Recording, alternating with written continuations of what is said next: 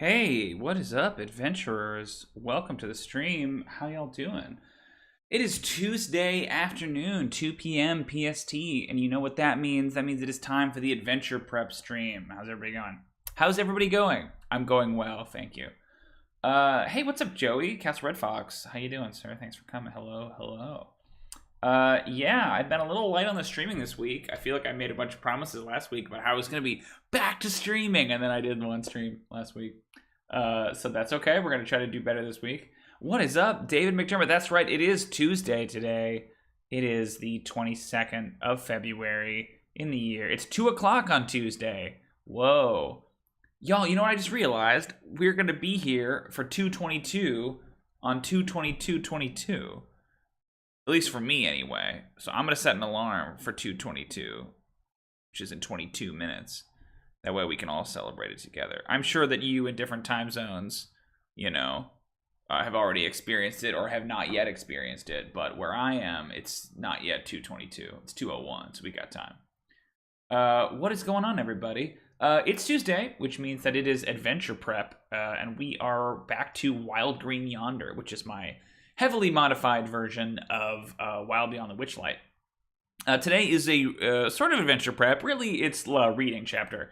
So I have been prepping Wild Beyond the Witchlight in a irresponsible is an ugly word, but we'll say ill-advised way, where I have just been preparing what I need for the session in front of me, and not really worrying about what's coming on down the pipeline. And so the party has just finished up or is about to finish up their business in the realm of Hither, which is the kind of swampy region of the Feywild that they find themselves in this adventure. I know they are headed to Thither, which is the sort of forested region that is to the east. But I have not read it, and we have a session on Friday, and I have to read Thither to figure out what on earth is going to happen. So let me give you a little bit of background as to what is happening with the party right now, and then we're going to dive right into this prep. When I say prep, I mainly mean that we are going to read this chapter, and then we're going to determine what we're going to keep from the book and what we're going to change from the book, and so on and so forth, as it goes with all adventure modules that I run, particularly for clients. I like to customize them so that way they are unique to the individual clients. So to catch you up really quickly, if you haven't watched one of these streams before, making sure that I'm getting plenty of water before I explain. So my party is a group of children, both in the real world and in the game world. In the game world, they were the residents of a small village called Greencrest. That is the recipient every 8 years of the Witchlight Carnival. This magical carnival that comes out of the nearby forest, performs for one night, and then vanishes again for 8 years, and is widely acknowledged in the town that they come from another realm. Right? But what is not acknowledged is that every 8 years, the workers of the carnival basically swap places with the people of the village, and it kind of goes back and forth like this. So the characters are all children who were either too young to remember or were born after the most recent visit by the Witchlight Carnival. The campaign begins when the carnival returns. The players participate in the carnival. They see some inkling that something might be going wrong in the Feywild. And then there is the next morning when they awaken, their parents have been replaced by different workers from the carnival. So their goal now is to head into the Feywild and find the carnival and get their parents back and free them from this bargain that was made years ago. To that end, they have explored the swampy realm of Hither, and they have made a deal with Bevlorna Blightstraw, who is one of 3 hags that has betrayed the archfey that rules over this particular portion of the Feywild called Prismere. The deal that they have made with her is that she will restore one of the character's parents, who was turned into a snake, if they can fetch for her a portrait, I believe of herself, from the lair of her sister, Scabatha Nightshade, in Thither, the neighboring province of Prismere. And so sending them along with a scarecrow guide that I have, a scarecrow guide named Fiddlesticks. They are headed into Thither to try to locate this painting and recover it without Scabatha Nightshade realizing it. Obviously, there's a lot more going on than just that, but that is kind of where we are. They also have reason to believe that the Witchlight Carnival is in thither, and I have to find some place to put the carnival here and figure out exactly what must be done in order to rectify things. So that's pretty much where we are right now. The party is just about to head over there, and I need to figure out what they find when they cross the border.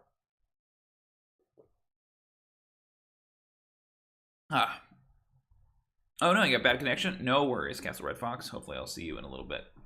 Okay, great. Let's tuck in. This is mainly just going to be me reading it and then trying to react to it and see what I can work with and what I can't. So thither is a sprawling fey woodland with a decaying core. With each passing day, Granny Nightshade's presence eats away at the forest's trees and taints its denizens. The rot worsens the closer one gets to Loomlurch, Granny Nightshade's lair. Okay, yeah. I mean, I think this is almost like the prototypical Feywild region, right? Yeah, I'm excited for this stuff. This is these are kind of like the Lost Boys trope that I'm excited to check that out. The Getaway Gang's forest stronghold is a tree house nestled in the boughs of a tree ant named Little Oak. Yeah, I like that. That's cool. A little cute Displacer Beast kit in there. Running this chapter, the characters explore the forests of thither. They could be searching for their lost things or questing for a means to overthrow the Hourglass Coven. Deep in the forest, they can confront Granny Nightshade in her lair. Before your first game session in thither, follow these steps to help make the player's experience as entertaining as possible. Was ruled by Skabatha Nightshade. Read her description and skim her stat block in Appendix B. Let's actually do that if we can. Will it let me? It should. Let me check my... Yeah, okay, great. Just checking to make sure that OBS didn't freak out when I switched the name of the thing. Skabatha Nightshade. Skabatha is the oldest member of the Hourglass Coven, better known as Granny Nightshade. She offers her assistance to those who are haunted by regret. Her deals often result in cruel twists. For example, a petitioner who asks to be reunited with a lost love might be transformed into one of their lost love's cherished items, such as a favorite bonnet. It's kind of weird. Skabatha assumes the guise of an old toy maker, part toy herself. She was just a wind-up key between her hunched shoulders that rotates quickly when she's in a good mood and slows down as her mood sours. When she is furious, the key comes to a dead stop. Oh, that's kind of cool. I can see playing with that. Neutral evil. When dealing with the outsiders, I present myself as a kindly old grandmother. Okay, cool. Children are better off working for me than picking up lots of bad habits. Okay, some child labor. I hate my sisters, but together we are strong. And I forget the first creature I see each day when I awaken. So there's this weird thing about, like, I think these, like, strange flaws are interesting, but they're so hyper-specific that, like, they just never come up. Skabatha appears as a short, thin, gnarled woman swathed in a tattered dress with petticoats. Cracked white face paint plasters her features with crimson splotches on her cheeks and thick mascara coating her sparse eyelashes. Ew. Underneath that, her makeup, her flesh is textured like rotten bark and infested with woodlice and fungus. The wind-up key sticking out of her back is a part of her body and no easier to remove than one of her limbs. Skabatha roams thither on her flying rocking horse, pretty cool, which creaks horribly as it moves. I think Skabatha is definitely the coolest name. Skabatha always forgets the first creature she sees. Okay. So she's got a bunch of skills and saving throws and things. She has a boon of immortality. Immune to any effect that would age her, sure. Forgetfulness. The first creature that Skabatha sees after she finishes a long rest is invisible to her. She can't remember seeing the creature or perceive it using her true sight until the end of her next long rest. Huh, okay. I mean, that one seems a little bit more interesting. What is that thing where, like, how often are you intentionally having the villains take rests, you know? Skabatha makes 2 claw attacks. Got claws, got spell casting. What does she got? She's got detect magic, druidcraft, speak with animals at will. Okay. She can polymorph, remove curse, speak with plants, awaken, and plane shift. So kind of limited in terms of her powers, her spells. Polymorph is pretty good, like, offensively, but... she can alter her size, magically shrink herself to tiny size or return to her normal size. If she lacks the room to return to her normal size, she attains the maximum size possible in the space available. Anything she is wearing or carrying slides along with her as a tiny creature, deals 2... Like, but what is the point of shrinking herself? Like, what is the mechanic? It's interesting, but it feels like she should also be able to make herself big again. You know? Weird. Okay, well that's Skabatha Nightshade. I think... kind of cool. Some of it's a little dumb, But oh well. Ooh, who's that? That's Endlin Moongrave? Ooh, spooky. Okay, we'll get there when we get there. All right. So we are not using the lost things in thither. We can go ahead and skip that. Navigating thither. Using the map of thither as a reference, describe what the characters see as they forge their own path, blah, blah, blah. Shortly after arriving in thither, the characters come upon a cave that is the home of a miser who spins gold into magic items. Okay. The miser, Nib, can provide directions to other locations in thither. The characters make their way through thither's ancient forest. They might find a fairy ring or a wanted poster or have a random encounter. At Little Oak, the characters meet the Getaway Gang, a gaggle of lost children led by a rapscallion named Will of the Feywild. That's cool.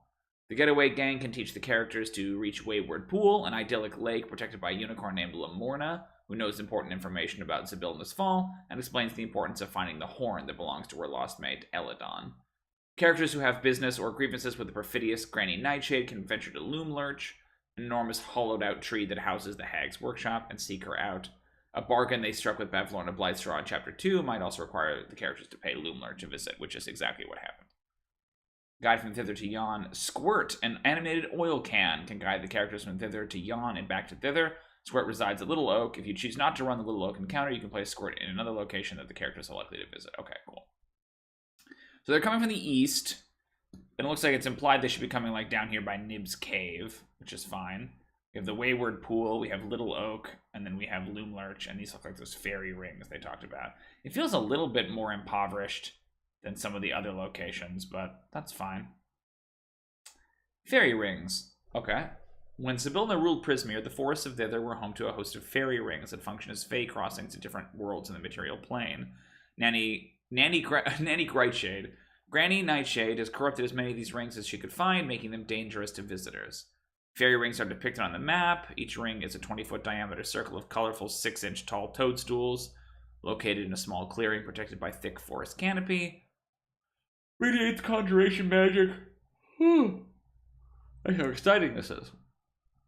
To determine whether it's corrupted, on a roll of 3 or higher, it's uncorrupted, otherwise it is corrupted. Uncorrupted fairy rings. Roll a d8.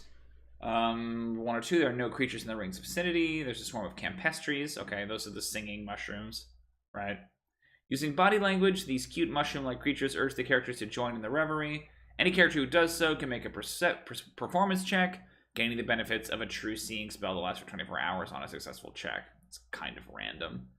The campestries aren't clever enough to answer complex questions about thither or offer reliable directions, and they speak by mimicking words they can hear. The campestries' love for singing is obvious. Any character who tries to teach them a new song can make a DC 13 charisma performance check on a successful check. So I might change what the campestries give you. Fairy ring. Because I feel like true seeing is weird. Maybe it'll come in more, so we'll do like, if you perform... yeah, I like the Charm of Heroism better. If you perform with them, you gain a Charm Person ability. Ooh, what about like a sleep ability? That they're singing a lullaby. If you sing, if you perform,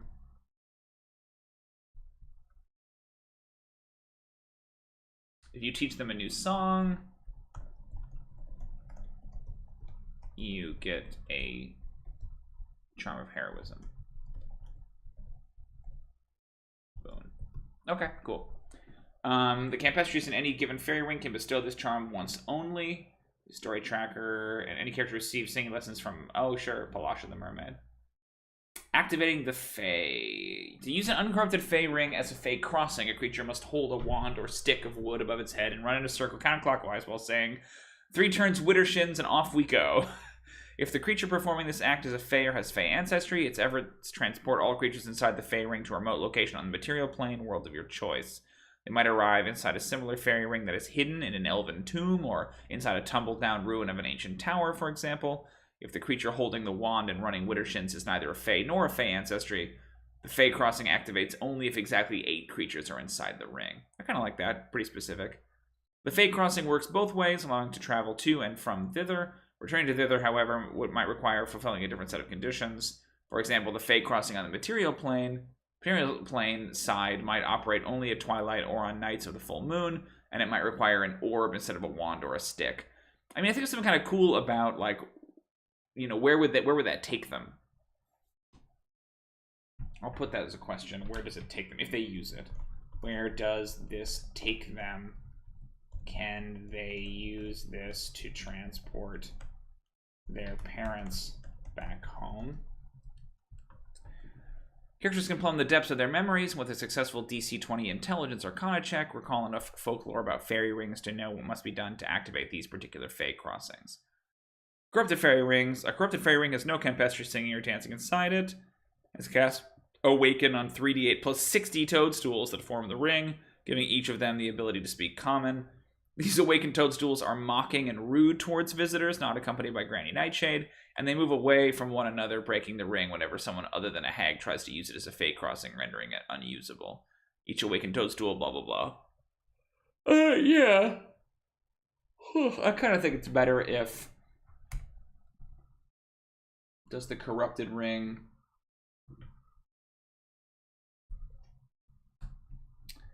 Does the corrupted ring actually take them to Loomlurch? I think that might be stronger. Or puts them somewhere that Granny Nightshade has like a advantage over them, right? Wanted posters. Granny Nightshade has attached wanted posters to trees throughout thither, offering rewards of the capture of her nemesis, Will of the Feywild. Each poster consists of a portrait of the boy drawn in ink, above which are the following words in the Elvish script. Wanted, Will of the Feywild. Each poster promises a different reward for Will's capture. Whatever you want the characters to find such a poster. Roll in the wanted posters table to determine which the poster... Oh, that's cool. They're all different.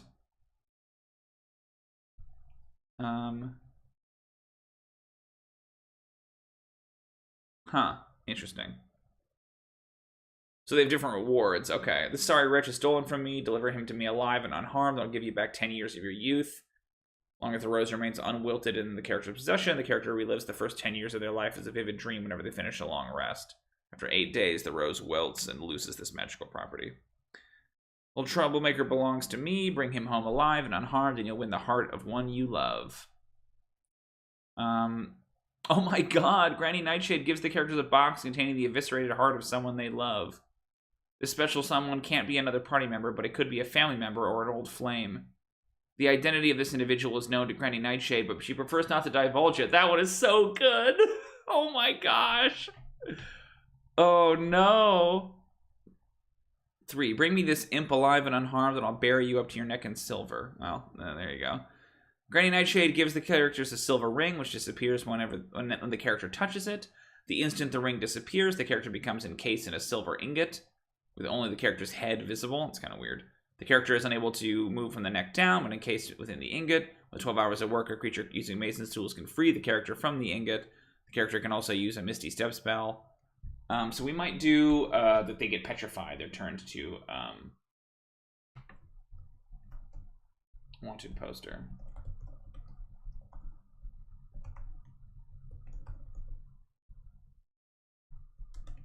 I think it might be simpler.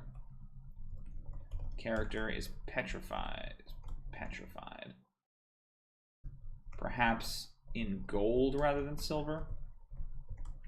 I think something about wearing you up to your neck in silver, like, kind of tips that off that it's weird. If it's gold, then it might just be coins, right?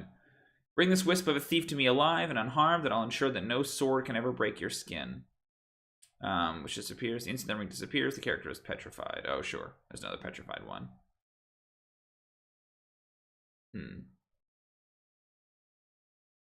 That's pretty nasty. Deliver this rascal alive and unharmed. As payment, I offer you the power to bring the dead back to life. 11-inch bone wand. When the character touches the wand to the corpse of a dead humanoid, the wand turns to dust as the corpse transforms into a zombie with vague recollections of its past. That one's actually kind of cool. This rapscallion vexes me. Deliver him to me alive. I love deliver him to me alive and unharmed is the consistent thing. And I'll curse one creature whom you name.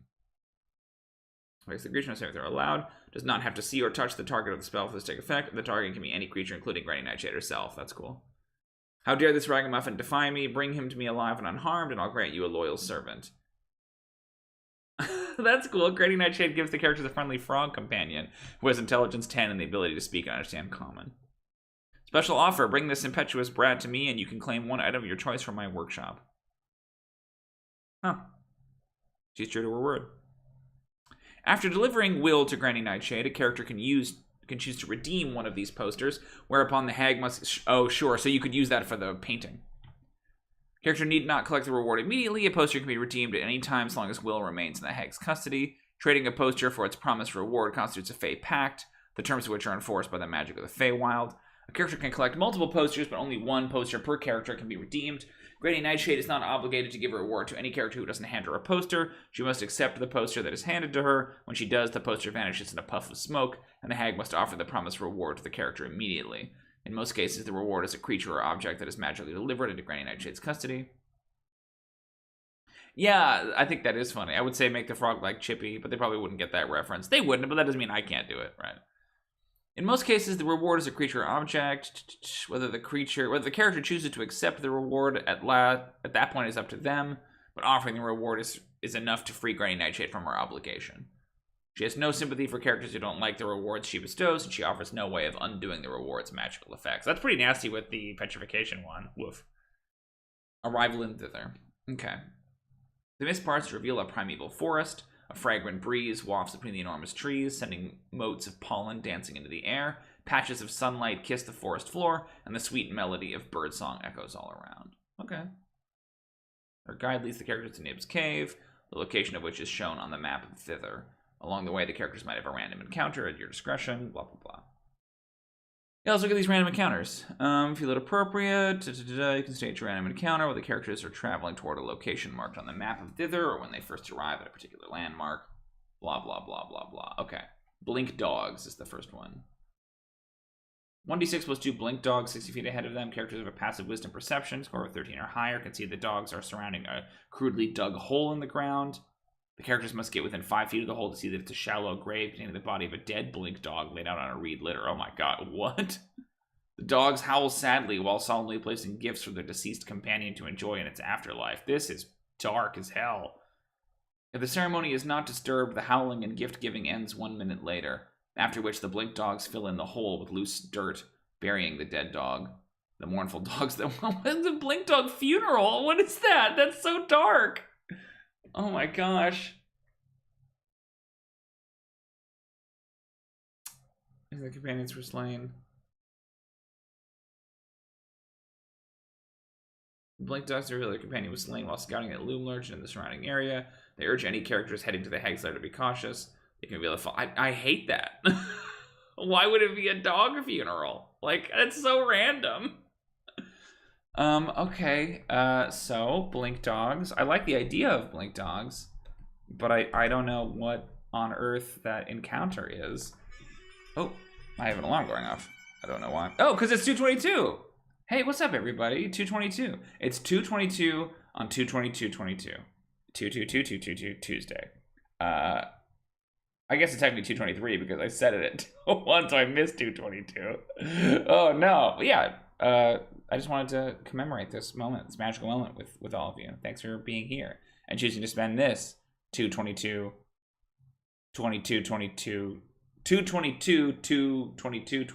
with me. But more importantly, how on earth, what are we gonna do with these blink dogs? This one sucks. We'll think about it. So many twos. 2/22/22. 222 on 2/22/22. I hate this blink dog encounter.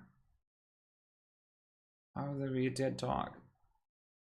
I don't know. Like, it just feels very dark, especially for my kids, right? Like, hey, look at these cute puppies. They're mourning the loss of their dead puppy friend. Don't you feel sad? You couldn't do anything to save this puppy. It's a dead puppy.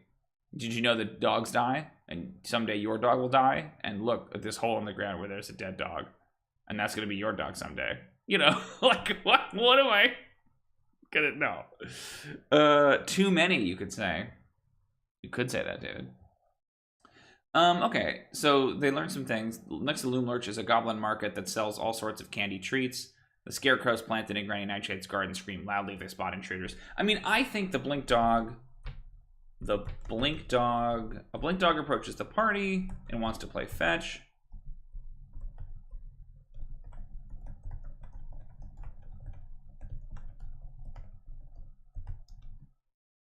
they throw the stick,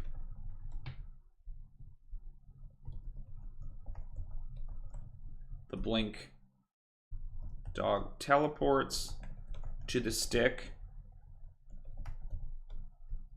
in midair, catches it, and teleports back. The dog follows them, constantly dropping the stick.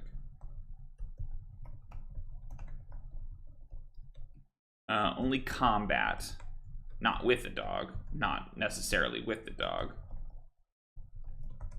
scares it away. Yeah, I like that.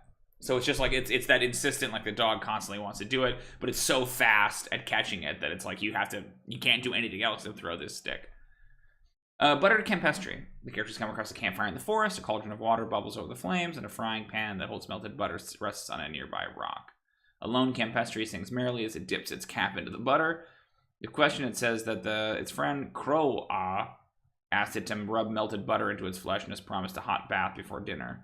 Crow-Ah is gathering firewood, but should be back soon. Oh no. Persuading the campestry to leave the campsite requires a successful DC 15 charisma persuasion check. To achieve 1d4 plus 2 minutes, Crow-Ah the Goblin returns for his dinner. In addition to an armful of firewood, the Goblin has an explorer's pack.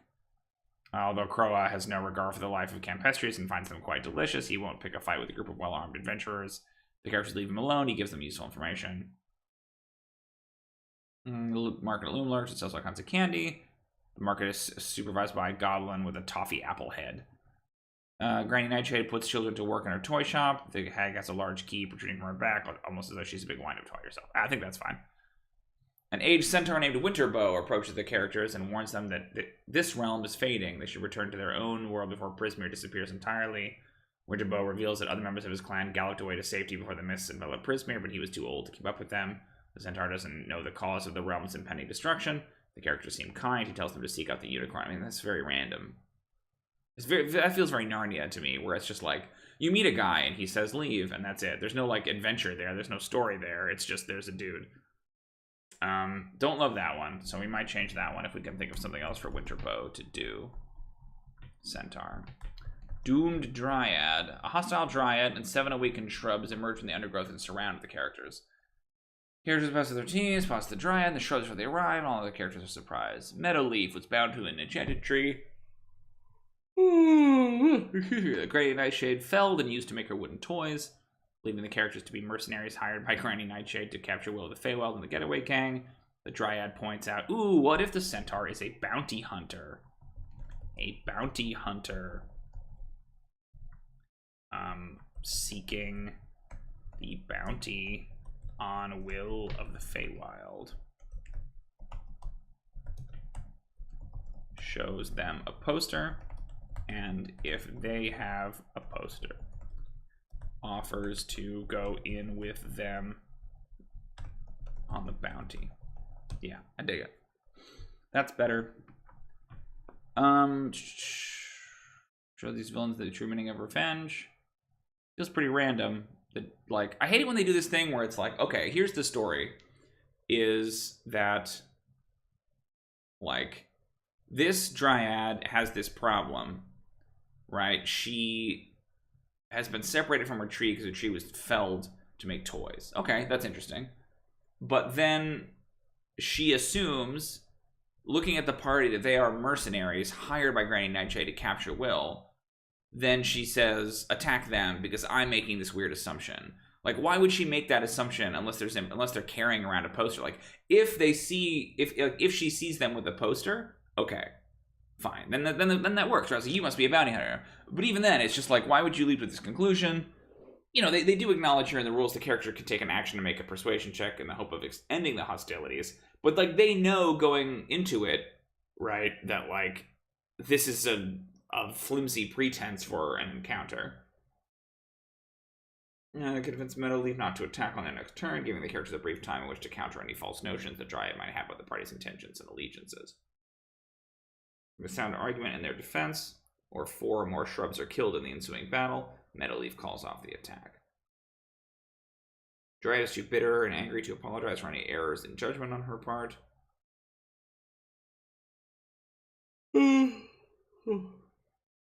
Deprived of her tree, Meadowleaf is doomed to sink even deeper into despair. If her encounter with the characters ends, it just seems so random. Like I like the idea of a Dryad whose tree was cut down to make toys. That's cool.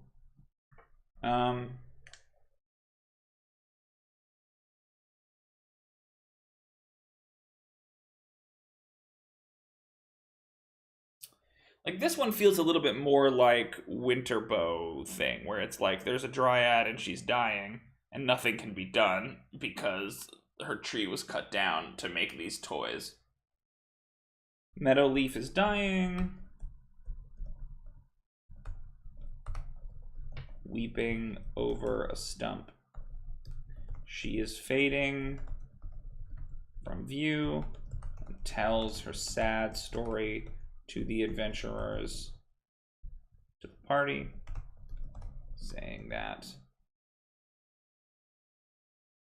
Granny Nightshade prefers trees because they make the toys more magical. She asks them to avenge her. Yeah, I think that's fine. Like, attacking them randomly doesn't make sense to me. Grandfather Tree. Characters happen upon the following scene. A gigantic gnarled oak comes into view. Unlike other oaks in the forest, this tree looks unhealthy and has golden brown leaves.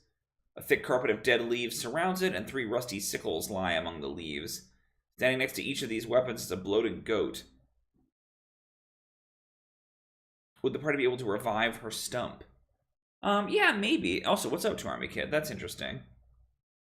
If they have something, I don't know that they have anything that could do that. Maybe. Ooh, maybe water from the, I kind of like it being more of of like avenging, but like water from the pool. What is the name of the pool? I know that OBS hates it when I scroll. From the Wayward pool. Water from the Wayward pool.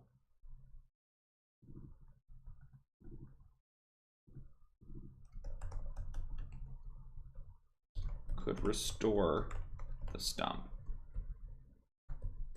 if poured over it. Okay.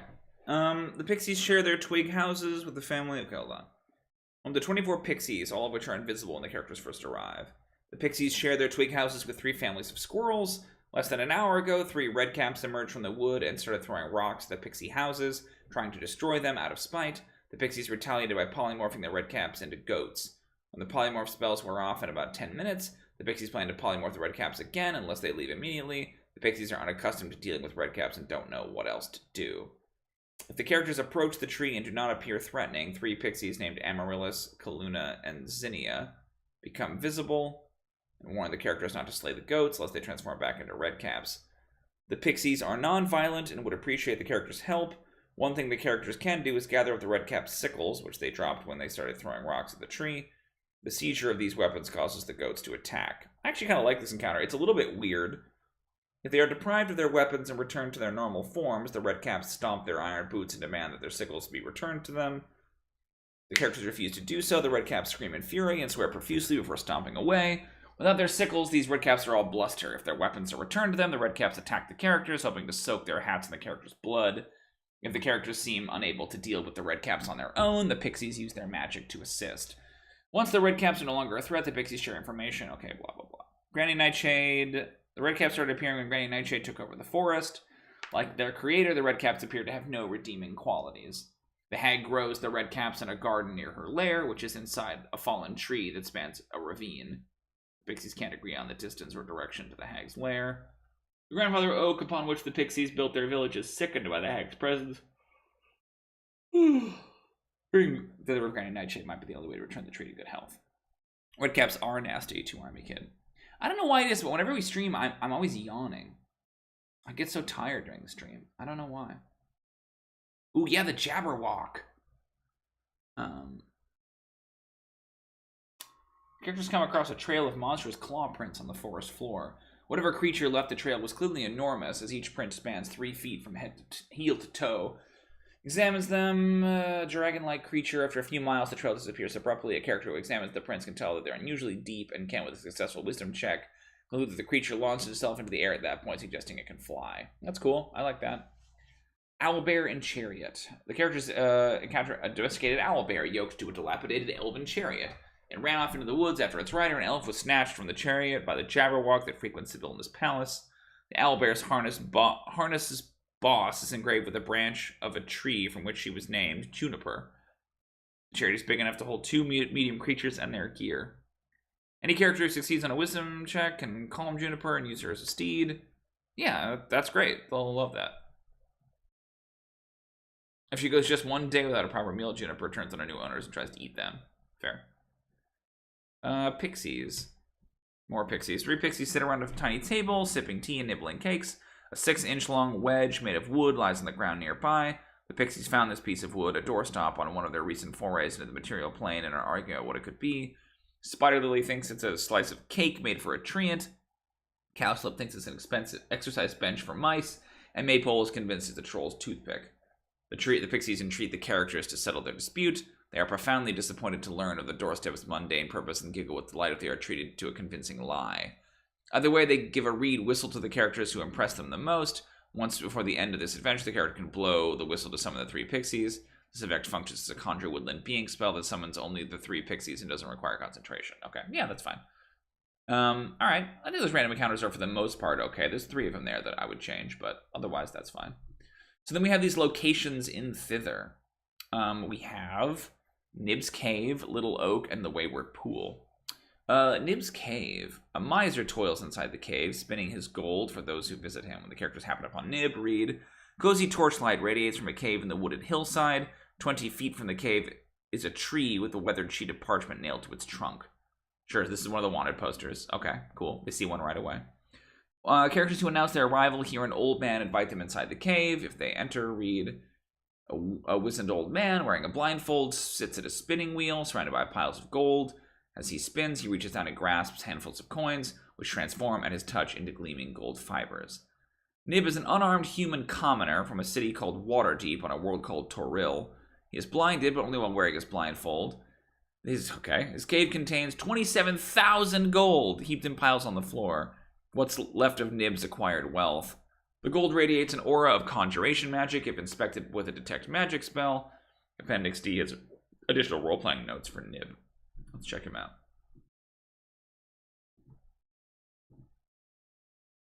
Nib. Role-playing cards, huh? Kind of cool.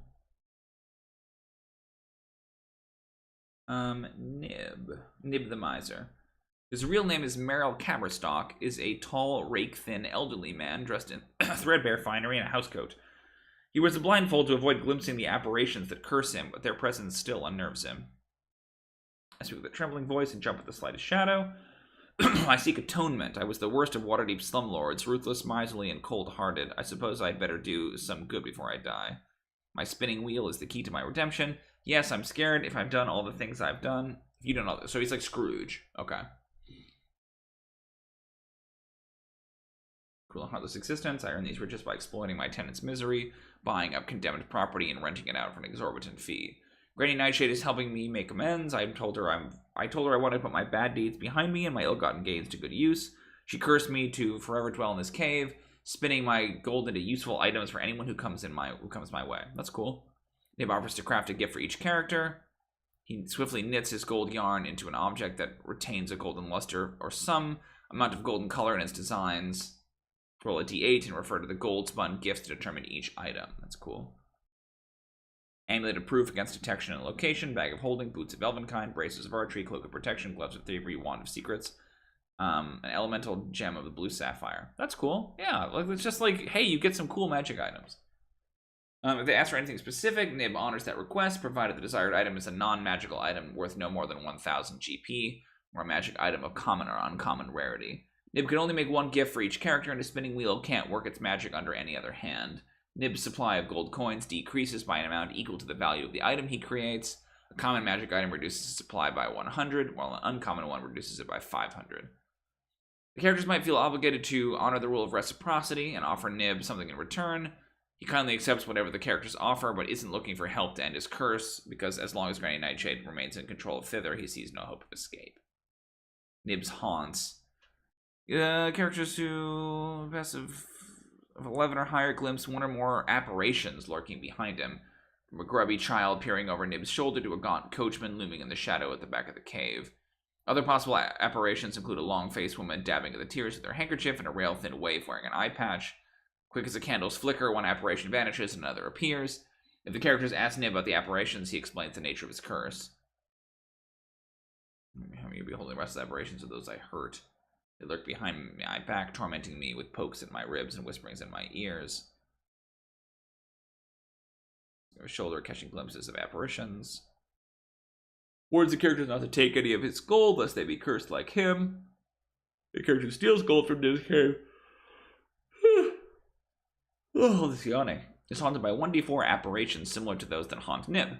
As a consequence of these hauntings, the character gains 1 level of exhaustion after finishing a long rest. Levels of exhaustion gained from this effect cannot be removed until the character ends the haunting by returning the gold. Ooh. Ends the hauntings and automatically returns the stolen gold to the cave. Has been to Loomlurch and visited the Goblin Candy Market, Granny Nightshade's parlor, and the workshop. Yeah, this is all good. I like this. This is neat. Granny Nightshade is the key to retreating from her back and indicates her mood by how fast it turns. Many children toil away in Granny Nightshade's workshop, crafting toys. Granny Nightshade delivers the creepiest toys to children on other worlds to fill their heads with nightmares, one assumes. Makes her deliveries on the back of a flying rocking horse. Is obsessed with capturing Will of the Feywild, the boy who helped a handful of younger children escape Loomlurch. So let's talk about these children. So the plot point right now in the game is that the characters are children. Yeah, I was just thinking that too, Army Kid. This Granny Nightshade seems like a reverse Santa without going full Krampus. It definitely has Santa vibes, which is interesting. There's this like Christmassy vibe in there with you have this like Scrooge character, right? This kind of like reverse Santa. So let's talk about these kids. So the idea was that when the players who are children, again, both like the players are kids, but their characters are also kids. When they went through the portal, they grew up. They like aged into kind of their idealized versions of themselves, right? As these like grown-up heroes. They're still children at heart, but they sort of look and act like adults. Kind of like, you know, kids playing make-believe or whatever. So then my rule was that like children in the Feywild, that people in the Feywild look like how they want to look like, right? That they kind of like are the idealized version of themselves. So adults who go into the Feywild tend to make themselves younger, right? And children who go into the Feywild tend to make themselves older. So maybe there's a thing where like the children in the workshop are actually all adults who she has like lured here through these fairy rings or through the mirrors or whatever, right? Yeah, that's cool. I like that. Ooh, I also want to bring back that pig-faced. There's a ghoul with like a pig mask that I really liked. I forget her name, but I want to make sure she appears at some point, either here or in. I guess it could be in Yon, but Little Oak. This encounter features a raggedy group of children called the Getaway Gang. Nib can provide directions to the treant that looks after the kids, or the characters can stumble across the treant's glade in their travels. Up ahead, a small group of children frolics around a leafy oak tree, their gleeful yelps carrying through the forest. Painted swings dangle from the tree's branches. So here's my question. How do you get from here to here?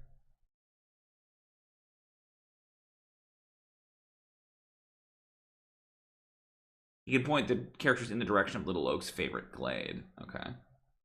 So I think that first wanted poster I'm going to have be bring me Will of the Feywild, and I'll give you one item of your choice. Because that way they know they need to get the painting. Nib can provide directions to the treant that looks after the kids, or the characters can stumble across the treant's glade in their travels. Up ahead, a small group of children frolics around a leafy oak tree, their gleeful yelps carrying through the forest. Painted swings dangle from the tree's branches. Nestled in its crown is a ramshackle treehouse. The tree is a treant named Little Oak. If they see strangers, the children scamper up ladders and take cover in their treehouse. Oh, so let's make this point. We got to figure out where the carnival is. Nibs Cave. If asked about the location of the carnival, Nib points them in which direction? So when they went to Hither, they met a character named when they went to Thither, they met a character. When they went to Hither, they met a character named Sir Talavar, who claimed to have seen the Witchlight Carnival heading into Thither. But he didn't tell them that until they had already helped him. So that was kind of the excuse to like go through the steps of this is why we're in Hither and doing all the Hither stuff, is because Sir Talavar will only tell us what direction the carnival went if we help free him from his cage, and to free him from his cage, you need the keys that were stolen from the Keymaster by the bandits, and then all of that stuff. So what I need is a reason that they can't just get pointed immediately to the carnival. Is the carnival here? I kind of think so. We're going to cheat a little bit. We're going to go ahead to Yon, which is the third and final realm. Because Yon has like a theater in it, and it feels like...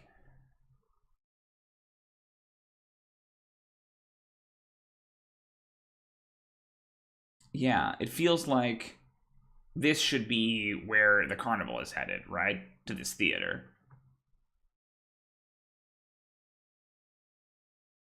But they would have to double back to do that. So they needed to have come to... they needed to have come to Thither for a reason. The carnival is not here in Thither any longer. It's instead headed to Yon.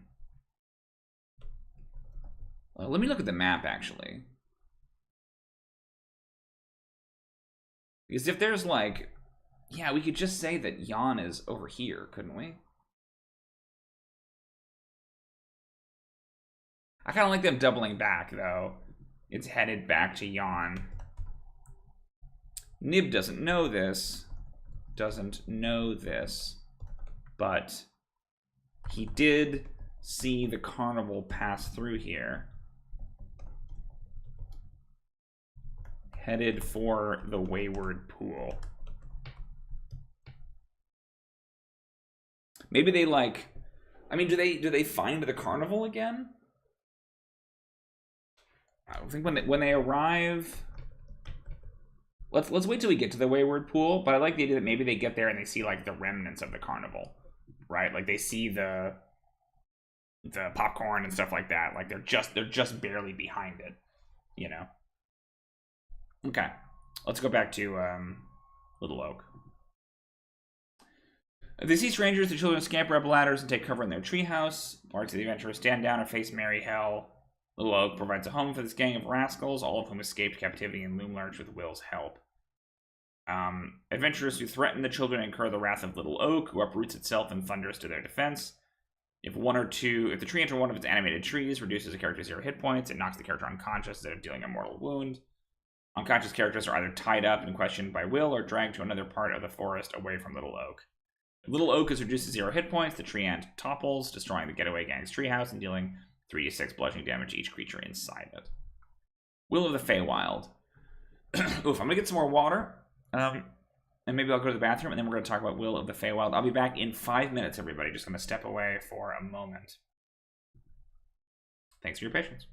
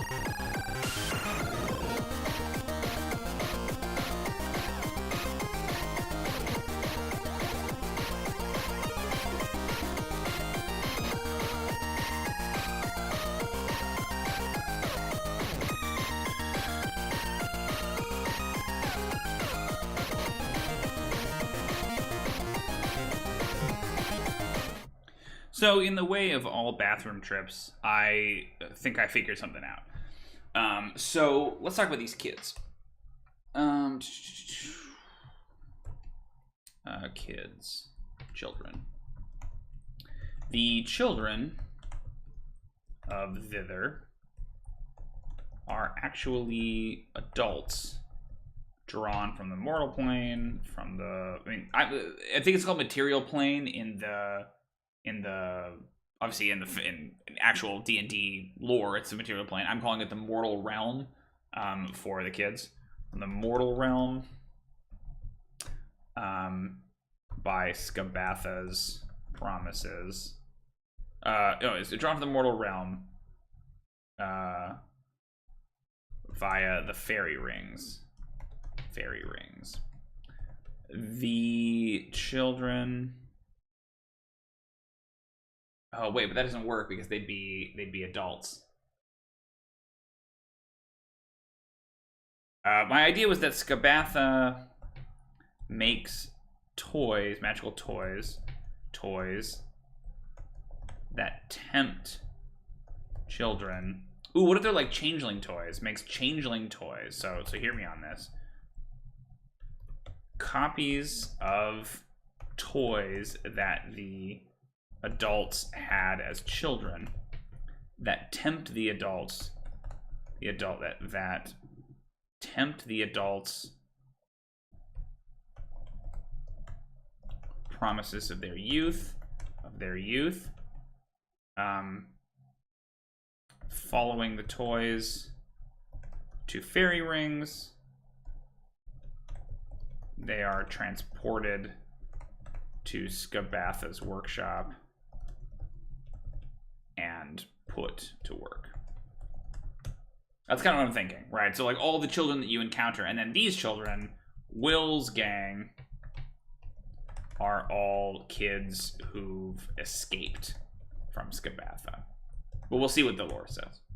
Will of the Feywild. Will of the Feywild is not the spindly 11-year-old boy he appears to be. Oh, interesting. He's an Oni that has taken human form. His true name is Mugen. Oh, that's cool if you're a Samurai Champloo fan. And he used to work for Skabatha Nightshade as a kidnapper of children until the Hag's sisters placed a curse on him that warmed his heart, changing his alignment from lawful evil to chaotic good. Interesting. He now strives to help the children escape from Skabatha's clutches. Skabatha assumes that Mugen simply left her employment. She is unaware of the curse her sisters placed on the Oni and doesn't know that Will of the Feywild is not a human boy. Appendix D has additional role-playing notes for Will of the Feywild. Okay. I like the idea of an Oni. I like the idea of like a former child kidnapper. Because of like, but I think you have to keep the thing there, because if the kids knew, right? Usau Pig, that's who I wanted. Yeah, they are in thither. Skabatha Nightshade encountered the small ghoul while collecting grave dust in a cemetery on the material plane.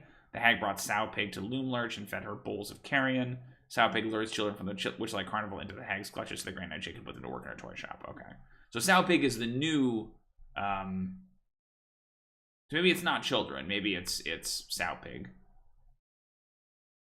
Yeah, that actually works better because like Sow Pig did pull somebody through. The children of thither are actually adults. No, that's too much.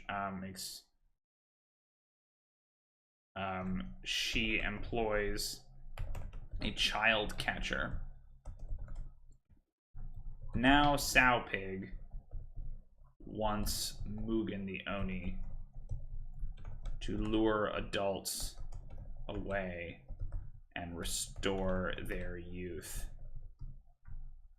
Yeah, that's fine.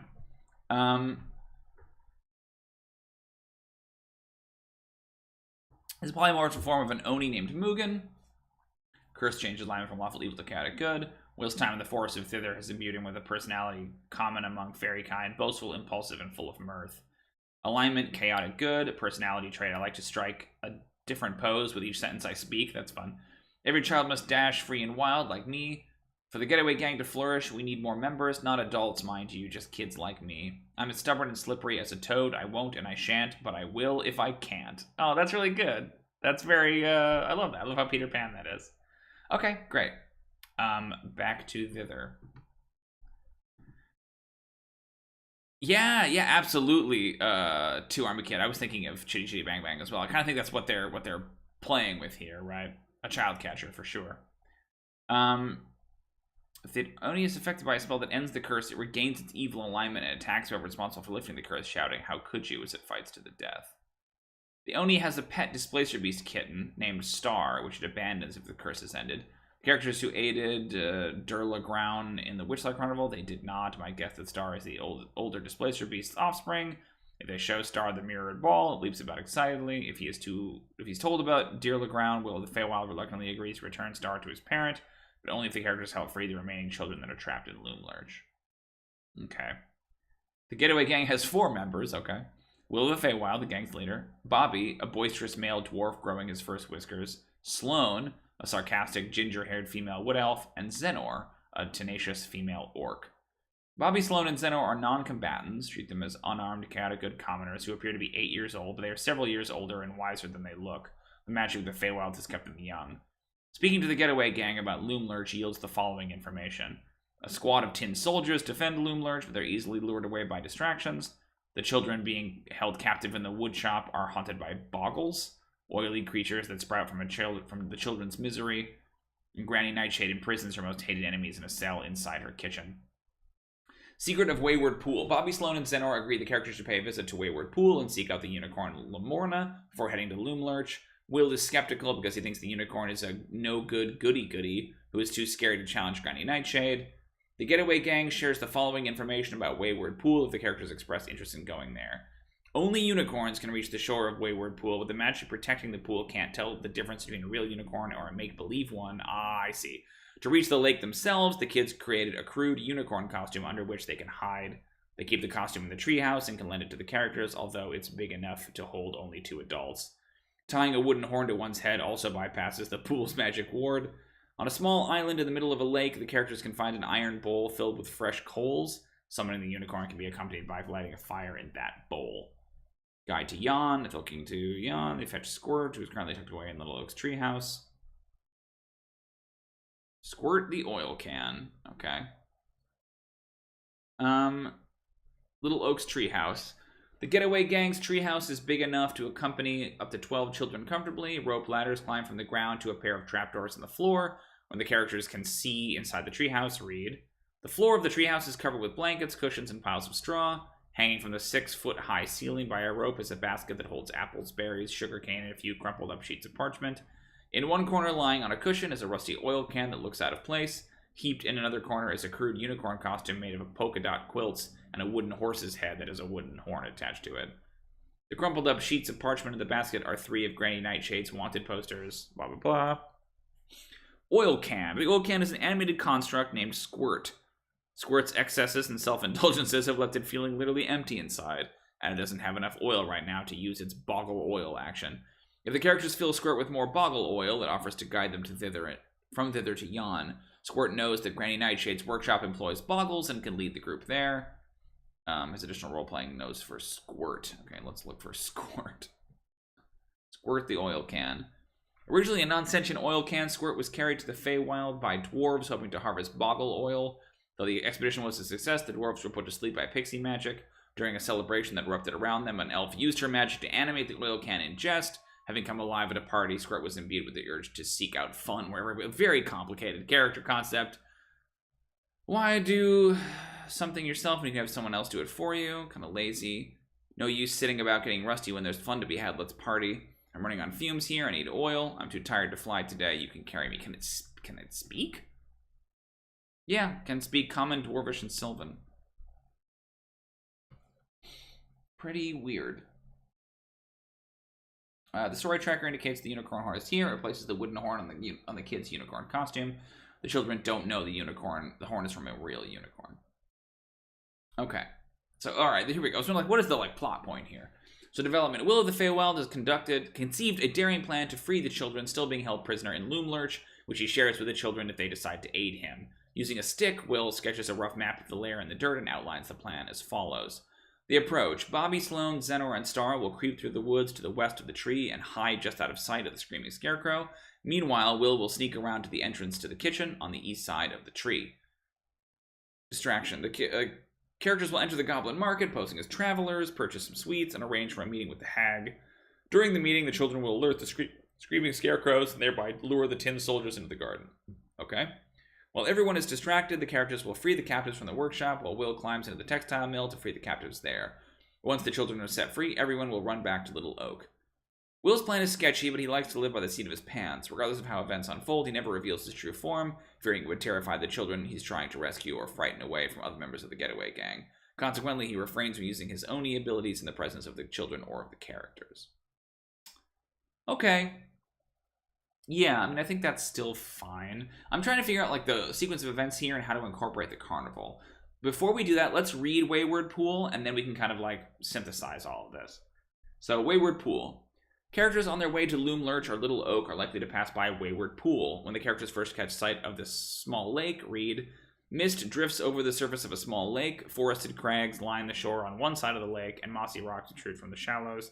Near the center of the lake is a rocky islet. Those who try to come within 1,000 feet of the pool's shoreline find that any path they take through the forest leads them back to where they started, and flying creatures find themselves unintentionally veering off course. This glamour is the work of a unicorn named Lamorna, who has claimed Wayward Pool as her domain. To reach the shore, one must be a unicorn or adopt the guise of one. The getaway gang has a unicorn costume that can accommodate 2 characters. Other characters can satisfy the pool's protective ward by attaching fake unicorn horns to their heads. False horns could easily be hewn from wood or created using a silent image spell or similar magic. The wizard Kellic, founder of the League of Malevolence, has offered the assassin Zorak to hunt down... Has ordered the assassin Zorak to hunt... I'm totally skipping the League of Malevolence. Lurks out in the forest outskirts of the pool, trying to find a way to the shore. Zorak attacks. We're skipping that because who cares? Regional effects. As long as Lamorna is alive, the following regional effects apply within 1,000 feet of the lake. All non-magical flames in the region are extinguished. A fire that's ignited in the bowl of coals on the lake's central island is an exception to this rule. Beasts and Fae have advantage on all dexterity stealth checks made in the region. Any creature that bathes in the lake can end one... Yep, sure.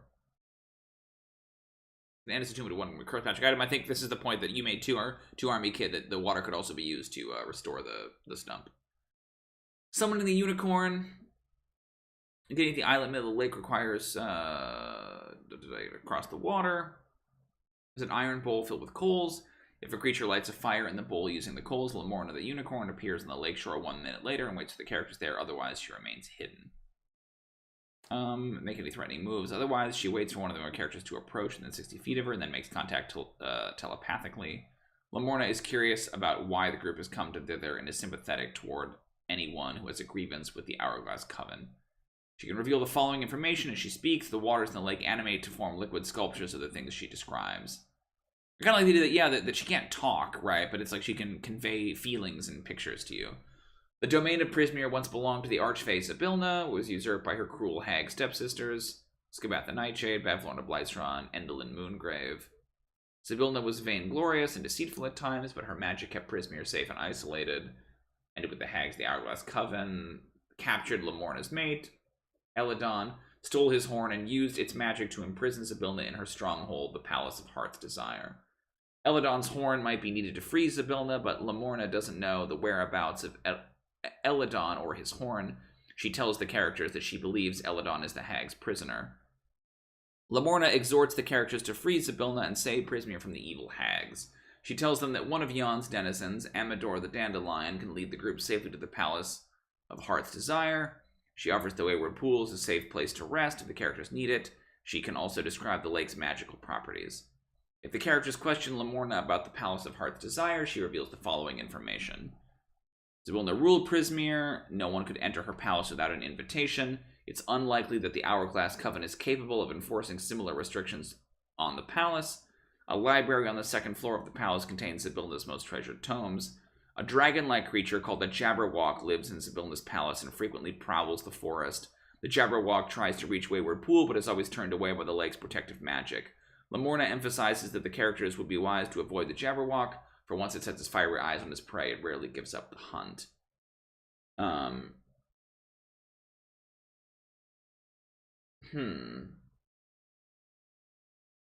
So we have this Zorak Attack thing. I definitely feel like we need some kind of a combat here. Attacks the unicorn. Passes to reach the shore. He crafts a wooden fake unicorn horn, which he ties to his head with a leather belt strap and removes upon arriving at the lakeshore. He makes an assault as the character's conversation with Lamorna winds down. Passive wisdom, 17 perception. Teleports away, denying Zorak his prize, leaving him to face the characters alone. He's disgusted with himself for not felling the unicorn immediately. I didn't know unicorns could do that.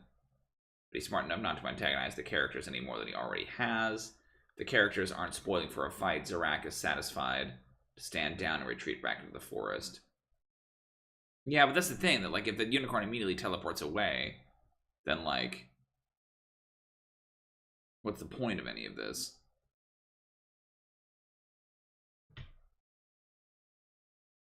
Oh, that's interesting. Lamorna's maid Eladon has been transformed into a flying rocking horse that Granny Nightshade rides as a mount.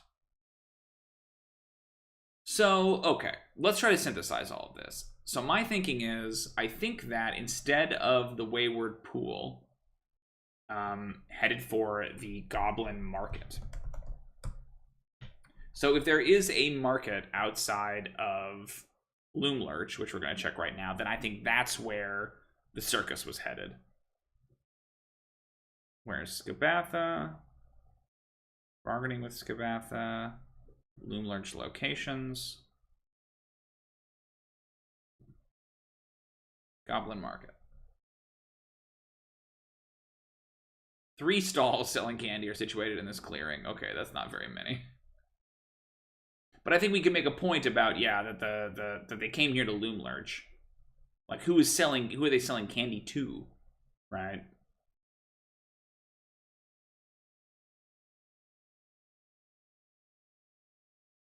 Yeah, I think they came to Loomlurch. So, Carnival's not in through there any longer. It's instead headed back to Yon. Nim doesn't know this, but he did see the Carnival pass through here, headed for the Goblin Market at Loomlurch. So, what is the sort of like order of operations here? So, order of operations. The characters arrive in thither and meet Nib. The characters arrive in thither and meet... Oh, can you guys see what I'm typing? Oh my gosh, no, you can't. I'm sorry. Let me scroll it down.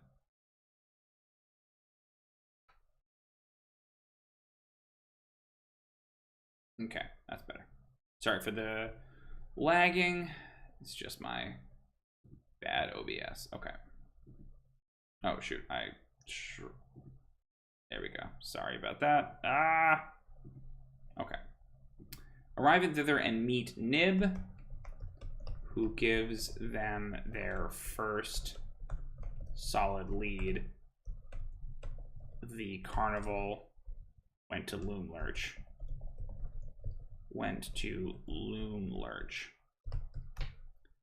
In addition,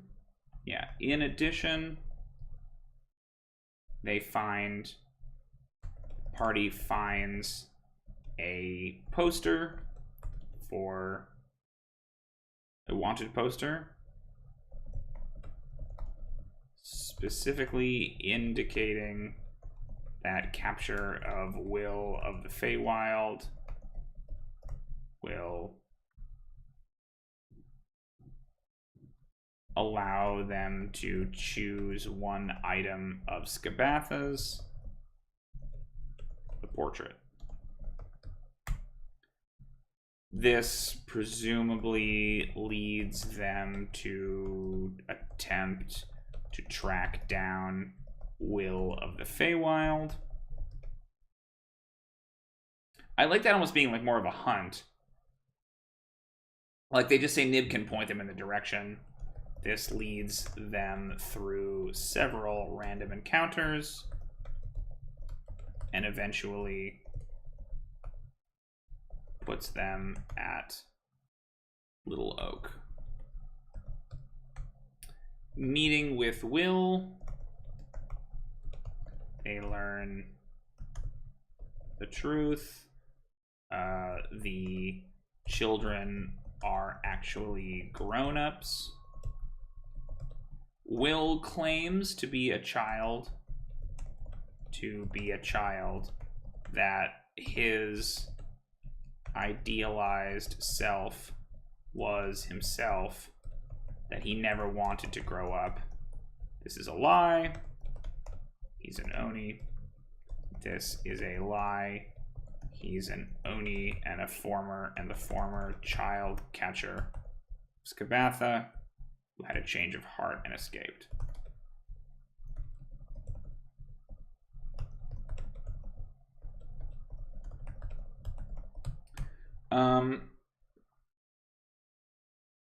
Why would they point? So the question is, how do we get them to the fountain, or to the pool, to Wayward Pool, to meet the unicorn? And then from there, how do we get them to like, we need some kind of an attack that happens there. So the League of Malevolence is this weird plot from the cartoon that I'm like not even interested in a little bit. So I'm scrapping that stuff. So Zorak is not relevant anymore. It could be Sow Pig could come after them or something like that, right? We could send Skabatha could send somebody after them. But I almost want to do the Jabberwock, but it doesn't make sense that. So one thing I haven't figured out is like where the unicorn horn is. You know what I mean? I want to see what the deal with this Jabberwock is.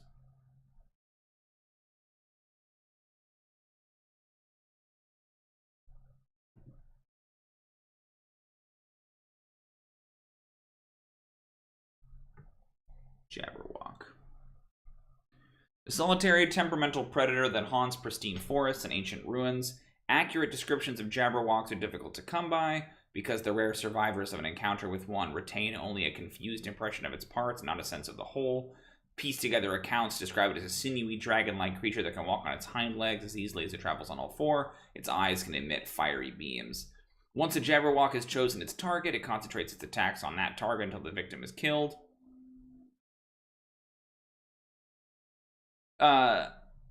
Two Army Kid says, instead of avenge me, the Dryad could ask for water from the pool to revive herself and her sisters.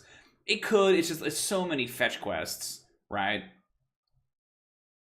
Like, I hate the idea of the water healing it, but I kind of want something a little bit more plot related rather than just like this random Dryad asks for help, right? Well, but the unicorn horn is like located in a random location somewhere, right? In the setting. And you're supposed to determine which one of these random spots you like. So I don't think it can't be at the pool, because if it's at the pool, like the whole point of the pool is that the hags cut off the unicorn horn and stole it and then used it in order to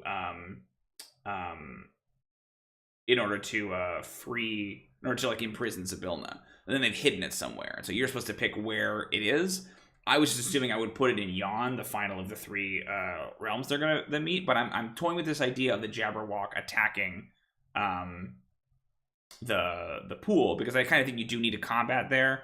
I assume the Jabberwock is too powerful. Yeah, CR13. But if there's the weird like thing around it, right? If it has the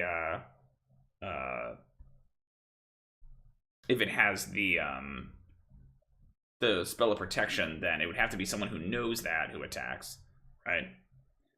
The Jabberwock has chosen its target. It concentrates its attacks on that target until the victim is killed and devoured, until the Jabberwock is killed, or until the target escapes using teleportation magic or other means. If a Jabberwock is slain, another one appears 3d8 years later, materializing within 1,000 miles of where the old one perished. No immature Jabberwock has ever been sighted, and the creature does not appear to age. Like, I kind of like a Jabberwock attack there to set it up, because they make this point about it, like, wandering through the forest, right? Not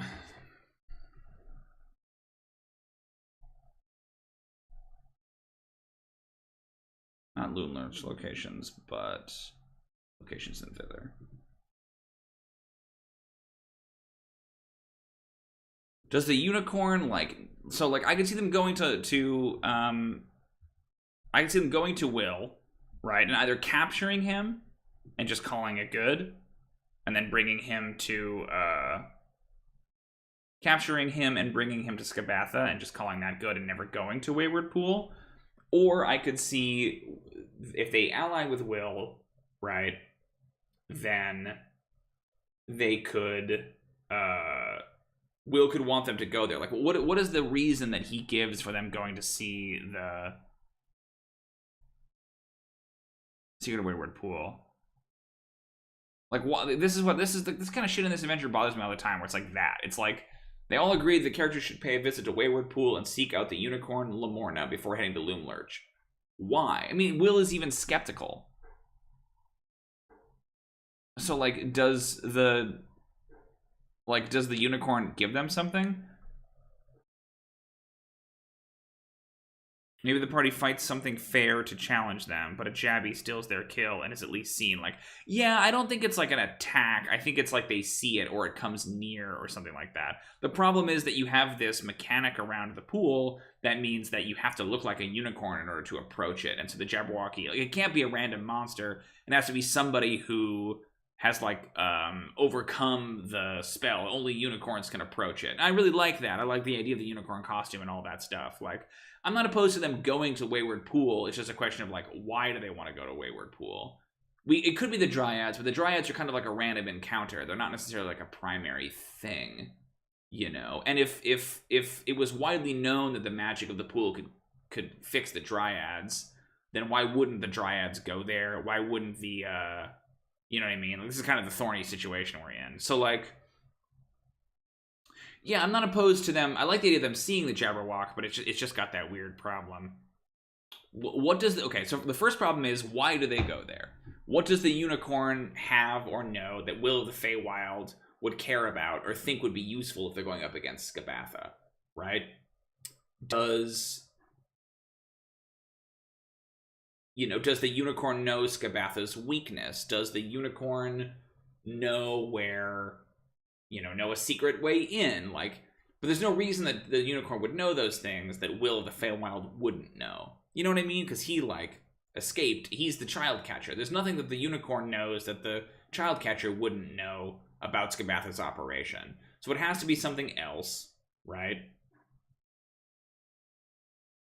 Is there some reason that, like, Will is hesitant to attack her directly? I like them having a plan, but it feels to me that, like, if he was an Oni and he was,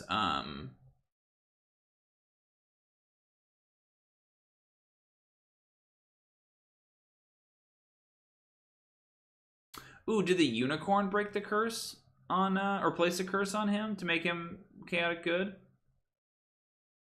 Although a unicorn can't place a curse, a unicorn can break a curse. I like it being one of the other sisters that, like, Endolin placed a curse on Mugen to turn him into a good boy, right? Was he cursed by Endolin? Was he cursed by Endolin? So I think maybe while at, okay, go to Wayward Pool. Wayward Pool. While at Wayward Pool, the characters are attacked by Sow Pig, the child catcher, who kidnaps, or who attempts to kidnap some of the children, some of the getaway gang.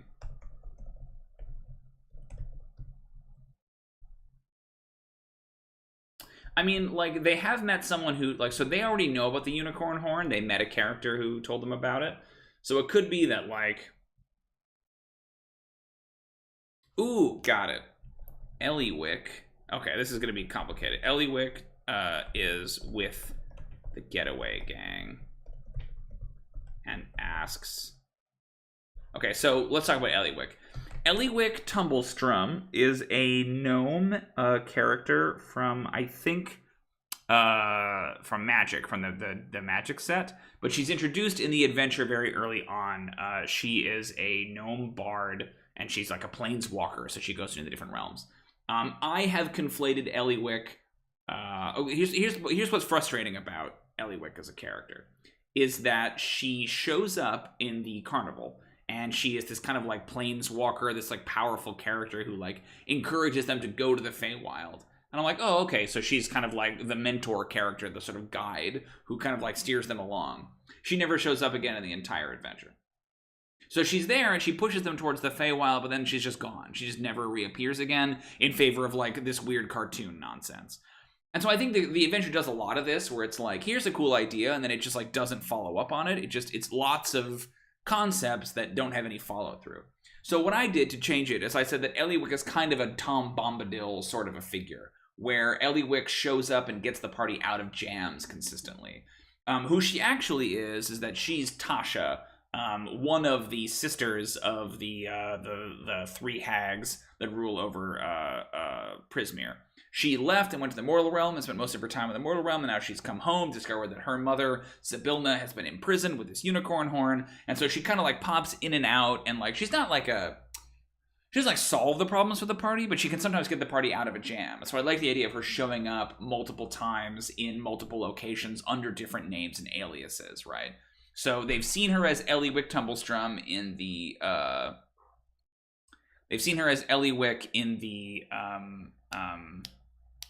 oh my gosh, I can't talk.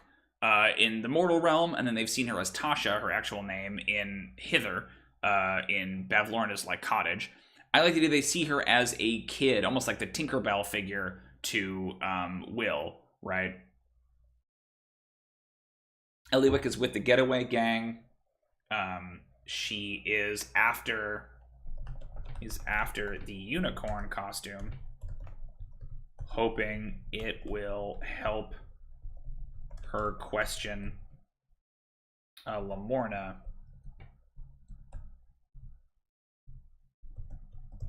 about what happened to Eladon. She knows that a unicorn horn was used, and she's praying that it wasn't Eladon. Oh yeah, to find out what happened to the unicorns. Hoping it will help her approach Wayward Pool.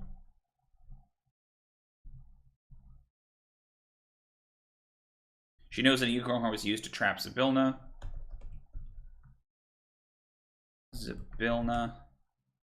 And she doesn't know which of her friends, Eladon or Lamorna, had their horn seized. Together, the party goes to Wayward Pool, and speaks with Lamorna, learning the terrible fate of Eladon, now Skabatha's rocking horse mount. This hardens their resolve to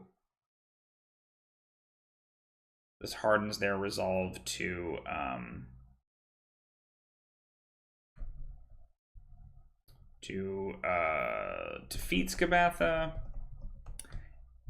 As they are leaving, no. So you could do that. I think while the Wayward Pool, the characters are attacked by the Jabberwock.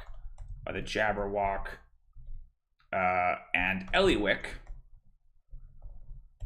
offers to hold off the monster while they flee.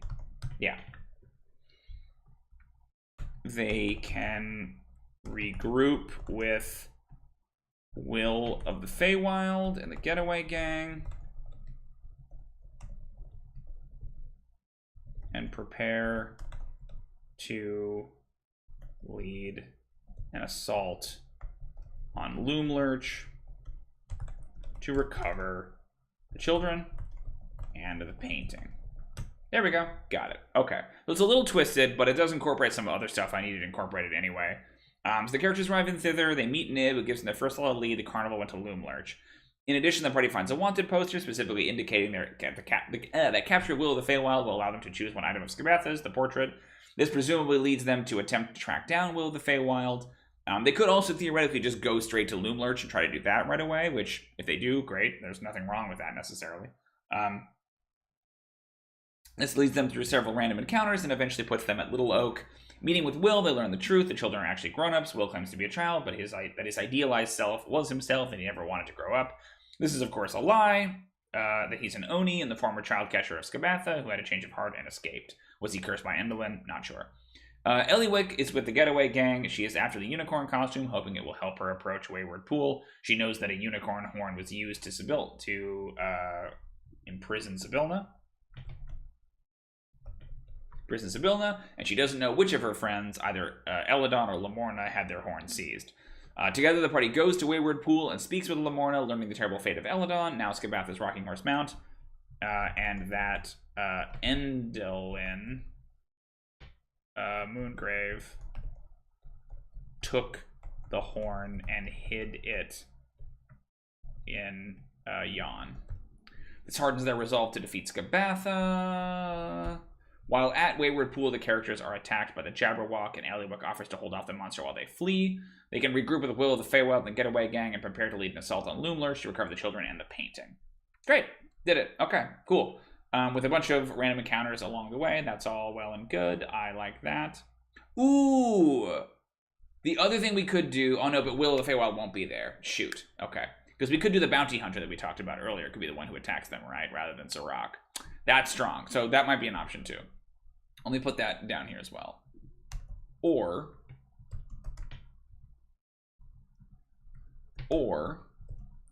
Winterbow, the bounty hunter, attacks Will of the Feywild at Wayward Pool.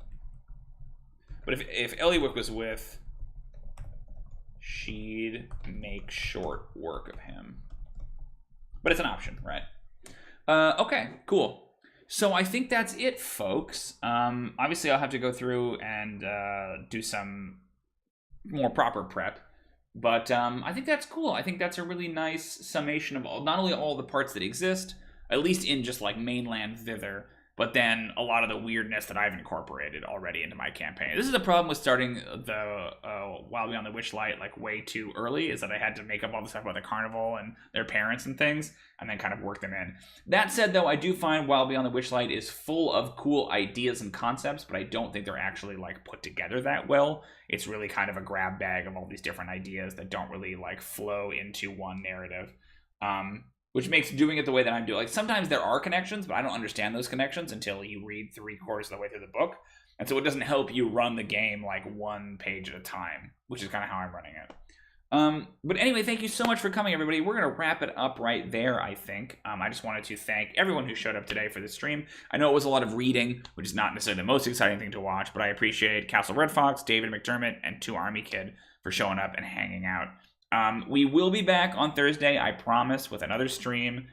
Thursday will be a Monster Workshop stream. We are going to talk about the Coatl, which is a monster that I have used extensively, but never really had a good homebrew version thereof. So I'm excited to kind of dig into the Coatl. It's a strange and complex monster. There'll be no stream on Saturday this week because I've got just too much going on. I've got a game and I've actually got 2 games on Saturday. And then no game on Sunday either, because I also have 2 games on Sunday. It's going to be a busy weekend for me. Hey, thanks, buddy. A lot of the 5e APs are that way, but you're stitching it all together well. I appreciate that, pal. Really trying to. A lot of the adventure paths are definitely kind of messed up in that way. Awesome. So what am I trying to say? Oh, yes, you can find us on Twitter. First of all, if you like the video, please click the like button down below. It really just helps the algorithm. More people see it if the video is more popular. Click the like button. Make sure you're subscribed if you're not already. And click the bell to get notified when we post a new video or go live with a new stream.